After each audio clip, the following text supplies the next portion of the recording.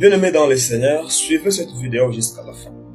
Je vais faire comprendre à un enfant de Dieu pourquoi le plus grand commandement de Dieu se résume aussi en nous aimant les uns les autres, nous qui sommes ses enfants. C'est-à-dire, après avoir accepté et recevoir son Fils Jésus-Christ comme le Seigneur et Sauveur de notre vie, nous devons aussi nous aimer les uns les autres. Pourquoi? Parce que Dieu veut que nous puissions avoir un amour sans hypocrisie. Tu ne peux pas dire que tu aimes Dieu que tu ne vois pas sans aimer les gens qui vivent autour de toi. Parce que Dieu a un amour sans tâche, un amour inconditionnel. Ça, c'est un.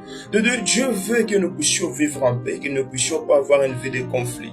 C'est pourquoi nous devons nous aimer les uns les autres, parce qu'en vivant l'amour les uns envers les autres, il y a des conflits que vous évitez dans le futur.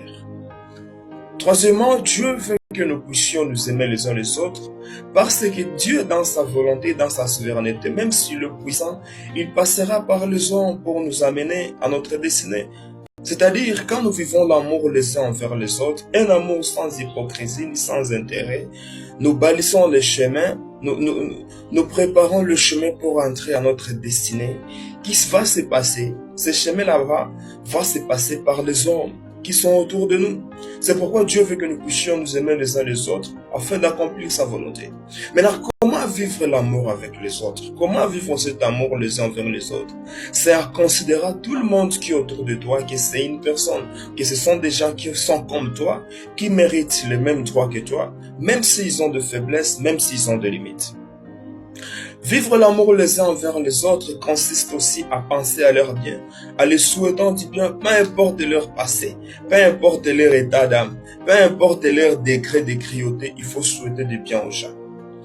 Vivre l'amour les uns envers les autres consiste aussi à les considérer comme des créatures faibles et qu'ils peuvent faire des erreurs qui méritent d'être pardonnées parce que toi aussi tu es un humain et tu fais des erreurs quelque part, mais tu as déjà fait des erreurs quelque part, peu importe ton niveau spirituel, tu es considéré comme saint devant Dieu, mais tu n'es pas parfait devant les hommes parce que tu as les faiblesses de la chair.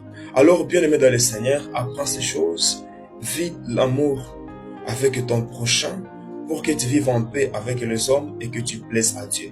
Soyez bénis au nom de Jésus-Christ.